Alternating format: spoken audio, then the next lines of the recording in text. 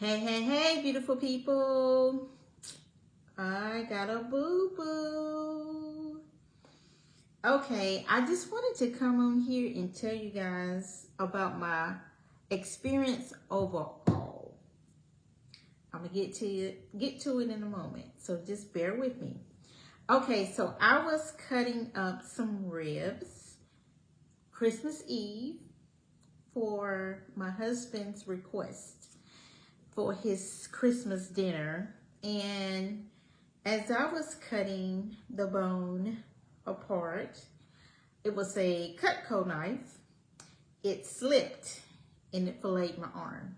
So it's probably about that wide, but the gash was pretty deep. Didn't hurt. I didn't even really feel any pain. Started bleeding. The bleeding would not stop, but it wasn't like a heavy bleed, but it just was a constant bleed. Went upstairs to the first aid closet, got all the stuff that I needed, put some peroxide on it, a little alcohol, bandaged it up, and went back to doing what I needed to do. And my husband wasn't home. He was at a Christmas party, so he didn't get home until after midnight. And by the time he got home, I done forgot about that I even had the bandage on. I was sitting on the couch when he came home, and he was like, "What's wrong with your arm?" And I was like, "Well, I cut it. I cut my arm." And he was like, let me see. And I was like, I'm bandaged. I'm not taking this band off. And he was like, "No, I want to see. And he was like, "Why you didn't call me?" And I was like, "Cause I was good. I was okay." And he just kept pressuring me to take it off. So I finally took it off, and he was like, "You need stitches?" I said, "Yeah, I was thinking the same thing." But, you know, I'm not a big on going to the doctor and all that stuff. I am a nurse by profession. So I was just like, because it was Christmas Eve for one. And I didn't feel like going to no emergency room or anything like that. And it wasn't hurting like that. And even the next day when I woke up, it still wasn't like, you know, maybe you don't feel the initial pain, but later it still wasn't hurting. So, but I did agree that I probably need stitches. So we went the next morning to one of those urgent care places, and the receptionist, she was very nice and professional. Took the information. We got back in about 5 minutes. The CMA or CNA, I wasn't really feeling her vibe. She was a little, I would say her approach was, she had a little arrogancy in her energy. And it was to the point kind of like she didn't really want to be there. And she wasn't like really like rude, but her energy was very off for me. And so she was like, you know, this is where y'all gonna be. So, you know, I'm like, what happened to have a seat? You know, blah blah blah. But anyway, that's here or there. Okay, so when she finally came back in, she was like, took all of my information or whatever. And then she asked me, did I have a tetanus? When was the last time I had a tetanus? I can't tell anyone when the last time I had a tetanus because I don't know.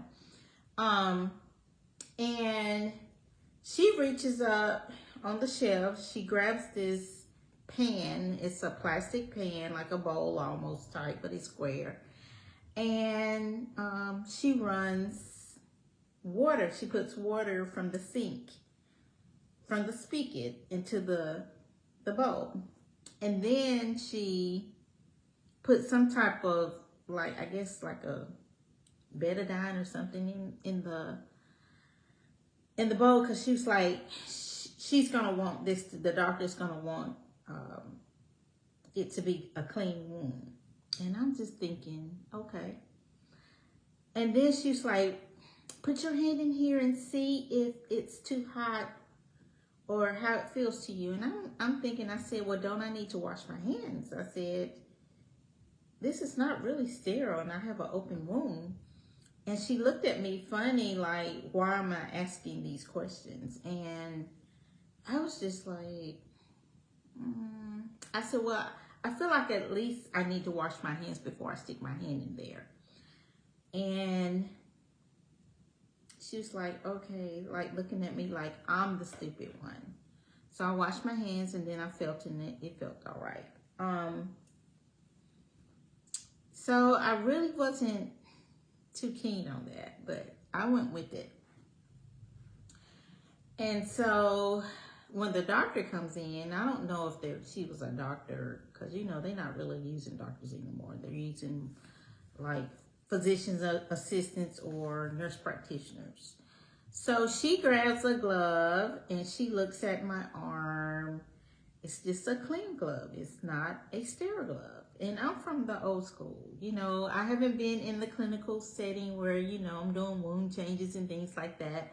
So I'm feeling maybe I got a Mandela effect. You know, that's been going on for a minute now. The Mandela effect. So I'm like, maybe they don't do that anymore. Maybe that was my imagination. But yeah, she grabs a clean glove. And then she's, you know, she don't necessarily really go up in my wound, but you know, she's kind of touching around it and on it. And so she's like, well, we're gonna do steroid strips. So I was relieved on that because I really didn't want nobody, if they're using just clean gloves, I don't want nobody stitching me up. I don't want nobody stitching my wound up. And so she says, what'd she say to me? She didn't say, she said, when was the last time you had a tetanus? And I said, I don't know. I don't remember. And she said, how about today? And I said, how about not today? And she said, no. How about today? And I said, no. Well, why not? I said, because I don't want to. And I'm thinking, well, she says, where you were cutting meat, and you know meat is dirty and can carry infections and can cause you to have an infection. And I, first of all, I'm like, okay, you're not even using sterile technique on me. You know, a lot of patients have died from infections in the hospital just because people are not using sterile technique. And I said, I was thinking to myself, you better get that witchcraft, take that witchcraft somewhere else, because you're not going to project that on me when you're not even using sterile technique. And she was like, I you know, that's what I was thinking in my head. And I was just like, I'm not going to even be arguing with this woman as to why I'm not going to take a shot. And I'm thinking, 2020, I ain't taking nobody's shot. I ain't taking nobody's shot as to what went down in 2020. I don't care what kind of shot it is. And I know how to heal my own body, okay? So she said that we're going to do steroid strips. So I was very relieved because I'm like, they ain't even using steroid technique. So she did the steroid strips. And I don't like the way she put those steroid strips on because she only put on one and my gash is about this wide. I want my skin to heal evenly. And so she threw the steroid strips away, but luckily when she left out the room, they were on top of, they were still in a packet. She threw the first set away, but there was another set in the packet and it was sitting on the very top, so it wasn't dirty or anything. And I told my husband, I'm taking these steroid strips with me. So I took the steroid strips with me and I fixed my scar, my wound, so it would not heal all bumpy and lumpy. And I say all this to say is, make sure that you are advocating for yourself when you go into these medical facilities. And I asked my husband, I said, see, my husband is one of those people, he, you know, whatever they tell me, then hey, okay. Or are you really listening and paying attention to what they're saying? For her to say the meat was dirty, think about that. The meat is dirty. You guys are consuming dirty meat, okay? But I asked him, I said, would you have taken the tetanus? Because she told you that. And he said, yeah, I probably would. And I said, why? Without you asking a question. When she just told you that the meat was dirty. Also, were you paying attention to how they did not use a sterile technique? No, he wasn't, because he doesn't know that. He doesn't have a medical background. So make sure that you are listening and paying attention and making sure that they are doing what they should do correctly by you. Also, that they're not projecting their protocol. Some people are just following protocol, and some people are following the money, okay?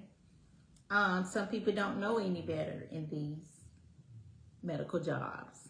But make sure that you're advocating for yourself, or make sure you're advocating for your family member.